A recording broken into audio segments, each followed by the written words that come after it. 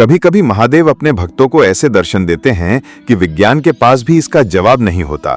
जो लोग भगवान को नहीं मानते उन्हें ये सब बातें कल्पना मात्र लगती है, पर जिन भक्तों को भगवान पर भरोसा होता है उन्हें भगवान किसी न किसी रूप में दर्शन अवश्य देते हैं। कुछ ऐसा ही हुआ इस घटना में, जब कांवड़ ले जा रहे एक साधु को कुछ पुलिस वालों ने रोका और उसे संदिग्ध समझकर जेल ले जाने लगे। तभी कुछ ऐसा हुआ जिसकी कल्पना किसी ने नहीं की थी। पूरी घटना आपको बताएंगे, पर उससे पहले अगर आप भी भगवान को मानते हैं तो वीडियो को लाइक करके कमेंट बॉक्स में हर हर महादेव लिख दीजिए। आइए जानते हैं ये कहानी।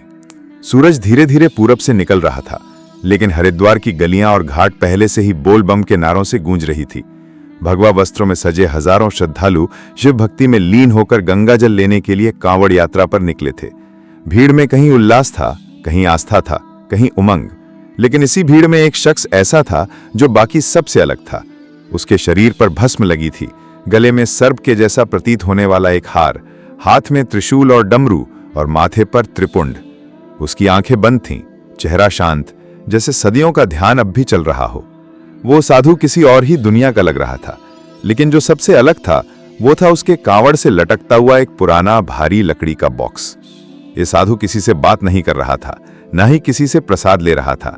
वो बस धीरे धीरे बढ़ रहा था, जैसे किसी अदृश्य आदेश का पालन कर रहा हो। अचानक हरिद्वार पुलिस कंट्रोल रूम में वायरलेस पर एक सिग्नल आया। खुफिया इनपुट है, कांवड़ यात्रा में शामिल एक संदिग्ध साधु के पास विस्फोटक या खतरनाक वस्तु हो सकती है। बॉक्स को लेकर विशेष सतर्कता बरती जाए। एसएचओ राजेंद्र सिंह ने तुरंत अलर्ट जारी किया। सभी नाके चौकन्ने हो गए। कैमरों से निगरानी शुरू हुई। कुछ ही देर में घाट नंबर 17 से एक कांस्टेबल ने रेडियो पर सूचना दी। सर, एक साधु दिखाई दिया है। बॉक्स उसके कांवड़ में लटका हुआ है। भीड़ से अलग और अजीब व्यवहार कर रहा है। कमांड तुरंत मिला, उसे घेर लो। पुलिस टीम दौड़ पड़ी। उन्होंने साधु को चारों तरफ से घेर लिया। भीड़ को किनारे किया गया। लाउडस्पीकर से सूचना दी गई, कृपया शांति बनाए रखें, यह सुरक्षा जांच है। साधु ने आंखें खोलकर सबको देखा। उसकी आंखों में आग नहीं थी, बस एक गहराई थी जिसमें देखने वाले को डर सा लगने लगा। पुलिस जैसे ही उसे पकड़ने के लिए आगे बढ़ी, उसी क्षण सबके सामने कुछ ऐसा हुआ जिसने सबका होश उड़ा दिया। साधु गायब हो गया। हाँ, आंखों के सामने से वो साधु एक क्षण में वायुमंडल में विलीन हो गया, बिना किसी धुएं या रोशनी के। पुलिस वाले भौंचक के रह गए। जगह जगह तलाश शुरू हो गई, पर साधु कहीं नहीं मिला। बस एक चीज पीछे छूट गई थी, उसका कांवड़। वही कांवड़ जिसमें वो संदिग्ध बॉक्स लटका हुआ था। उठाओ इसे, एक अफसर ने कहा। एक जवान आगे बढ़ा और जैसे ही उसने कांवड़ को उठाने की कोशिश की, उसका चेहरा लाल पड़ गया। सर, ये उठ नहीं रहा। क्या बकवास है। अब 2 जवान आए, फिर 4, फिर 8, फिर 15 पुलिस वाले एक साथ मिलकर भी उस कांवड़ को नहीं उठा पाए। इसमें क्या है? शीशा, एक कांस्टेबल ने कहा। तभी एक अफसर की नजर सामने गई। करीब 50 मीटर की दूरी पर वही साधु एक पीपल के नीचे बैठे थे, आंखें बंद और धीमे स्वर में मंत्र बोल रहे थे। ओम नमः शिवाय, शिव शिव। राजेंद्र सिंह चीखे, वो रहा, पकड़ो उसे। पुलिस वाले साधु के पास पहुंचे और एक ने चिल्लाकर कहा, तेरा खेल खत्म, चल जेल में। साधु ने आंखें खोली और बहुत शांत स्वर में बोला, मुझे कैसे उठा पाओगे? मैंने इस जग का भार उठा रखा है। तुम लोग मुझे पहचान नहीं सके, लेकिन जो भी करना है सोच समझ करना, वरना तुम सब पछताओगे। अरे चुप बे ढूंगी बाबा, अब बहुत हो गया तेरा ड्रामा। एक जवान आगे बढ़ा। बॉक्स कहाँ है और उसमें क्या है? साधु बोले, उस बॉक्स में कुछ नहीं है जो तुम्हारी आंखें समझ सके, लेकिन छुओगे तो वो दिखेगा जो तुम सह नहीं पाओगे। इतना कहकर उन्होंने फिर से आंखें मूंद ली और मंत्र जाप में लीन हो गए। अब पुलिस वालों की सहनशीलता जवाब देने लगी थी। ऊपर से अफसर फोन पर दबाव डाल रहे थे, साधु को पकड़कर तुरंत थाने लाओ, बॉक्स को भी सील करो। इसी बीच वो जवान जिसने सबसे पहले साधु को ललकारा था, उसका मोबाइल बजा। कॉल उसकी पत्नी का था। वो रो रही थी। सुनिए, अम्मा नहीं रही, जल्दी घर आइए, उसने धीमे से कहा। बा ने तो अभी कहा था मेरी मां बुला रही है। वो साधु की ओर देखता रह गया, आंखों में डर, संशय और शायद आस्था भी। लेकिन तभी रेडियो से आदेश आया, परिवार से पहले देश है, साधु को पकड़े बिना तुम कहीं नहीं जाओगे। उसने साधु के पास जाकर पूछा, बाबा मैं क्या करूं? मेरा फर्ज क्या है, मां की चिता या देश की सेवा? साधु ने आंखें खोली, कुछ देर शांत रहे, फिर बोले, बच्चा तेरे सवाल का उत्तर तो खुद है, लेकिन मैं तेरी उलझन नहीं बनूंगा। चलो मैं तेरे साथ चलता हूं थाने। आसमान में बिजली कड़की, पहली बूंद गिरी, फिर बारिश होने लगी। पुलिस की गाड़ी में वो साधु बैठ गए, शांत स्थिर। गाड़ी जैसे ही थाने के गेट पर पहुंची, बारिश रुक गई। लेकिन यह सिर्फ शुरुआत थी। उस रात जब बॉक्स खुला, तब जो हुआ उसे देख पुलिस वालों की रूह कांप गई। पुलिस स्टेशन की दीवारों पर पानी की बूंदें गिर रही थी, बाहर तेज बारिश हो रही थी, लेकिन अंदर का माहौल उससे भी ज्यादा भारी था। साधु, जिसे कुछ ही घंटे पहले एक रहस्यमय ढंग से पुलिस ने हिरासत में लिया था, अब थाने के एक हवालात में शांत बैठा था। उसकी आंखें फिर से बंद थीं और होठों पर धीमा सा मंत्र ओम नमः शिवाय चल रहा था। एसएचओ राजेंद्र सिंह बार बार अपने सीनियर से फोन पर निर्देश ले रहे थे। सर, वो बहुत अजीब है। जी नहीं, अभी तक कुछ नहीं बताया। जी, हम बॉक्स खोलते हैं अभी। फोन कटते ही उन्होंने आदेश दिया, बॉक्स खोलो, देखते हैं क्या है इसमें। बॉक्स को एक स्टील टेबल पर रखा गया। 2 कांस्टेबल, 3 अफसर सब इकट्ठा हो गए। बॉक्स को जैसे ही खोला गया, अंदर रुद्राक्ष की एक बहुत ही पुरानी भारी माला थी। हर दाना सैकड़ों साल पुराना प्रतीत होता था।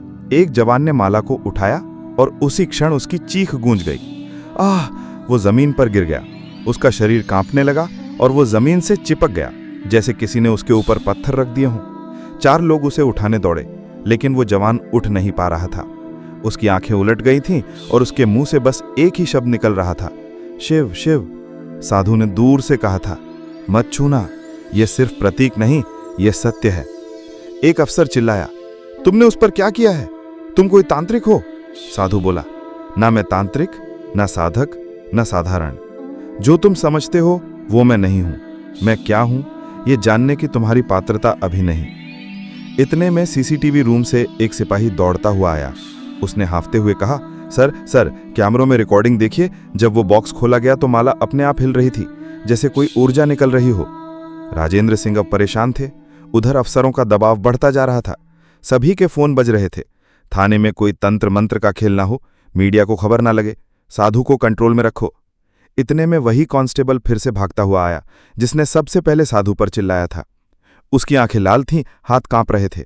सर, बाबा ने जो कहा था मां के बारे में सब सच निकला। मां की अंतिम यात्रा निकल चुकी है और मैं यहां हूं। राजेंद्र सिंह ने उसकी पीठ पर हाथ रखा। हम सब तुम्हारे साथ हैं, पर पहले ये समझो, ये साधु कोई मामूली आदमी नहीं है।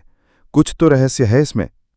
तभी साधु ने हवालात से आवाज दी, मैं चलूंगा जहां तुम कहो, लेकिन ध्यान रखना, तुम्हारी हर हरकत का असर होगा। समय अब सीधा नहीं बचेगा। जो इस रहस्य को तोड़ना चाहता है वो खुद टूटेगा। एसएचओ बोले, अरे यार, ये क्या बकवास है? डराओ मत बाबा, हम पुलिस वाले हैं, कानून से डरते हैं, चमत्कारों से नहीं। तभी थाने के बाहर तेज बिजली गिरी। पूरा थाना कुछ पलों के लिए अंधेरे में डूब गया। जनरेटर चालू हुआ तो एक और अजीब दृश्य दिखा। हवालात का ताला टूटा हुआ था, लेकिन साधु अब भी उसी मुद्रा में बैठा था, जैसे कुछ हुआ ही ना हो। राजेंद्र सिंह अब खुद डरने लगे थे, लेकिन अफसर होने के नाते चुप थे। उन्होंने कहा, बाबा, हम आपको दिल्ली हेडक्वार्टर ले जाएंगे, वहां के अधिकारी तय करेंगे आगे क्या करना है। साधु बोले, ठीक है, लेकिन रास्ता लंबा होगा और हर मोड़ पर कुछ खोएगा, कुछ बचेगा। गाड़ी तैयार की गई। पुलिस की जीप में साधु को बैठाया गया। बॉक्स को सील करके दूसरी गाड़ी में रखा गया। 4 पुलिस वाले सुरक्षा में साथ चल रहे थे। जैसे ही गाड़ी थाने से निकली, पीछे से फिर बारिश शुरू हो गई। लेकिन अब बारिश के साथ हवा में कुछ और था, कोई अदृश्य डर, कोई अदृश्य शक्ति जो साधु के साथ ही यात्रा कर रही थी। ये सफर साधु का नहीं था, ये सफर था हर उस इंसान का जो सत्य और रहस्य के बीच झूलता है। और सफर अब शुरू हो चुका था। आगे सड़क पर एक बड़ा बरगद का पेड़ आ गिरा। ड्राइवर ने जोर से ब्रेक मारा। सभी पुलिस वाले चौंक गए। अबे, ये कहां से गिरा? एक कांस्टेबल बोला। बरगद का पेड़ इतनी बारिश में? लेकिन हवा तो इतनी तेज नहीं थी, ड्राइवर ने हैरानी से कहा। साधु ने बिना आंख खोले कहा, पहला संकेत था ये। प्रकृति चेतावनी देती है, पर जिसे आंख नहीं होती वो उसे इत्तेफाक समझता है। गाड़ी मोड़कर दूसरे रास्ते से निकाली गई। बॉक्स को संभालते हुए पीछे वाली गाड़ी अब भी साधु से कुछ दूरी बनाए हुए चल रही थी। अचानक वायरलेस पर मैसेज आया, थाने से खबर है, बॉक्स की जांच करने वाला सीनियर अफसर बेहोश हो गया है, उसकी हालत नाजुक है, मारा को फिर से बॉक्स में बंद कर दिया गया है। एसएचओ राजेंद्र सिंह ने साधु की तरफ देखा। अब पहली बार उनके माथे पर भी पसीना था।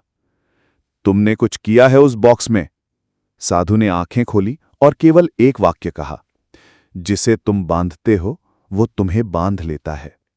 गाड़ी दिल्ली की ओर बढ़ रही थी, लेकिन इस यात्रा में हर व्यक्ति बदल रहा था। पुलिस वाले अब साधु को केवल संदिग्ध नहीं, बल्कि किसी बड़ी शक्ति का माध्यम मानने लगे थे। शाम होते होते गाड़ी एक चेकपोस्ट पर रुकी। वहां एक डीएसपी रैंक का अधिकारी पहले से मौजूद था। बॉक्स हमें सौंप दो, हम स्पेशल टीम को भेजेंगे इसकी जांच के लिए।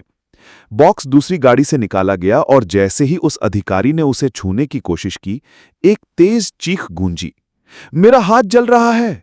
वो पीछे गिरा और उसके हाथ पर जलने के निशान थे, जैसे किसी गर्म धातु को पकड़ा हो। लेकिन बॉक्स तो सामान्य तापमान पर था। भीड़ में खड़ा एक बुजुर्ग पुलिसकर्मी जो रिटायरमेंट के करीब था, आगे बढ़ा और बोला, इस बॉक्स को सामान्य मत समझो, ये कोई पूजा की चीज नहीं, ये चेतावनी है। हमारे पूर्वजों ने लिखा है, कुछ वस्तुएं सिर्फ पूजी जाती हैं, जांची नहीं। अब तक दिल्ली से एक रहस्यमय कॉल भी आ चुका था। साधु को तुरंत हेडक्वार्टर लाओ, लेकिन बॉक्स को मत छेड़ो, स्पेशल यूनिट आ रही है। रात का समय था, कारवां रुका नहीं। साधु अब भी मंत्रोच्चार में लीन थे। तभी पीछे वाली गाड़ी से एक जवान अचानक चिल्लाया, सर, बॉक्स हिल रहा है। खुद ब खुद सबने मुड़कर देखा। गाड़ी के भीतर रखा बॉक्स अपने आप थोड़ा खिसक गया था। गाड़ी एकदम सीधी चल रही थी, कोई झटका नहीं, पर वो जैसे किसी अदृश्य शक्ति से संचारित हो रहा हो। तभी साधु बोले, अब समय नहीं है, ये पहला श्राप सक्रिय हो चुका है। जो इसे छुएगा वो अपने भीतर का सत्य देखेगा और कई सच्चाइयां नाश लाती हैं। राजेंद्र सिंह चिल्लाए, क्या मतलब है इसका? साधु ने उन्हें देखा और कहा, तुम अपनी पत्नी को खो चुके हो, लेकिन स्वीकार नहीं किया, यही तुम्हारा सत्य है। ये सुनकर राजेंद्र का चेहरा पीला पड़ गया। तुम्हें कैसे पता? साधु ने बस मुस्कुराकर आंखें मूंद ली। राजेंद्र अब खुद भीतर से टूट चुके थे। बॉक्स अब उनके जीवन का प्रतीक बन चुका था, रहस्यमय, भारी और भयावह। गाड़ी अब अंतिम गंतव्य की ओर थी, लेकिन किसी को नहीं पता था कि अगला मोड़ उन्हें कहां ले जाएगा। रात अब आधी बीत चुकी थी, सड़कें सुनसान थीं, लेकिन साधु के आसपास एक अजीब सी ऊर्जा मंडरा रही थी।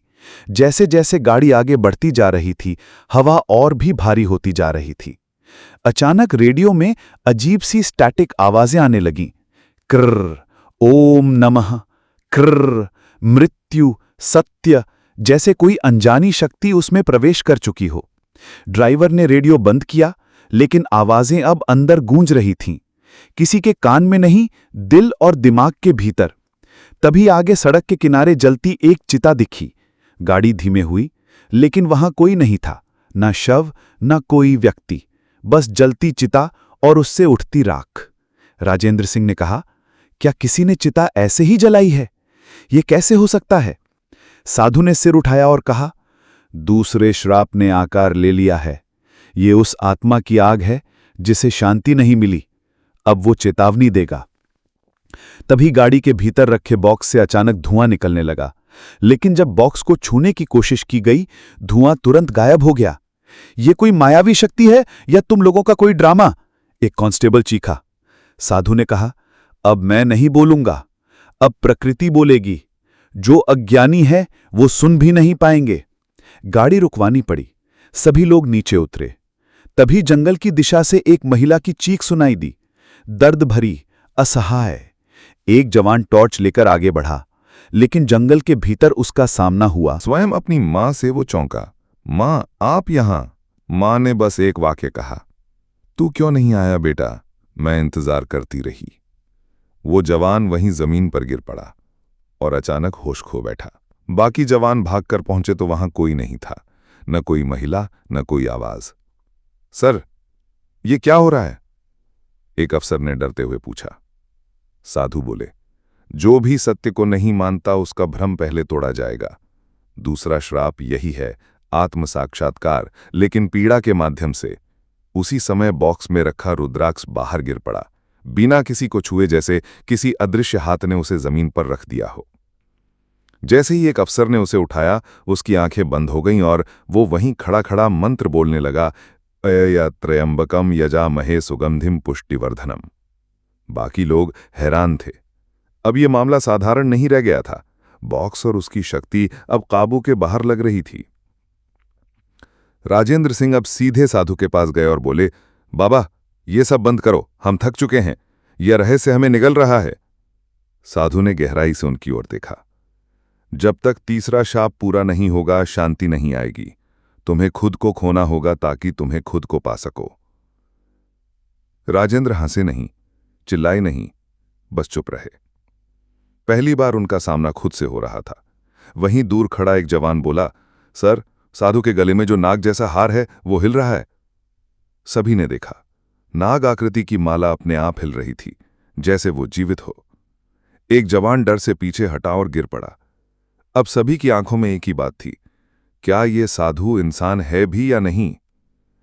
अगले पल साधु ने आंखें खोली और कहा, अब दिल्ली मत ले जाओ, मुझे वहीं छोड़ दो जहां तुमने मुझे पाया था, वरना तीसरे शाप का असर पूरे नगर पर पड़ेगा। राजेंद्र सिंह ने फोन उठाया लेकिन नेटवर्क गायब था। सभी वायरलेस मोबाइल सब बंद। गाड़ियों का इंजन रुक गया, सब कुछ जैसे थम गया हो। सिर्फ साधु की आवाज गूंज रही थी, अब निर्णय तुम्हारे हाथ में नहीं रहा, अब सिर्फ कर्म चलेगा, सत्य अपनी गति से प्रकट होगा। गाड़ियों के इंजन रुक चुके थे, मोबाइल नेटवर्क बंद था, समय जैसे थम गया था। हवा एकदम स्थिर, पेड़ थिटके हुए और आकाश बादलों से भरा, लेकिन बारिश की एक बूंद भी नहीं। सब कुछ अस्वाभाविक लग रहा था। साधु अब भी वहीं खड़े थे, शांत, लेकिन उनके चारों ओर ऊर्जा की तरंगें महसूस की जा सकती थीं। राजेंद्र सिंह और उनके साथ के जवान धीरे धीरे पीछे हटने लगे। साधु की आंखें खुली थीं, लेकिन उनमें कोई क्रोध, भय या चिंता नहीं थी, सिर्फ ज्ञान और चेतावनी। अब तीसरा और अंतिम शाप प्रकट होगा, साधु बोले। जो इसे नहीं समझेगा वो केवल अस्तित्व में रहेगा, जीवन में नहीं।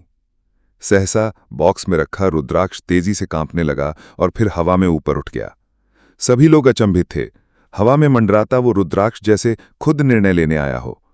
तभी आकाश में तेज बिजली कड़की और एक तेज प्रकाश चारों ओर फैल गया। हर व्यक्ति जो वहां मौजूद था, सबकी आंखें कुछ पल के लिए बंद हो गईं, और जब उन्होंने आंखें खोली, साधु वहां नहीं थे। बॉक्स वहीं पड़ा था, लेकिन साधु नदारद। सर, वो कहाँ गए?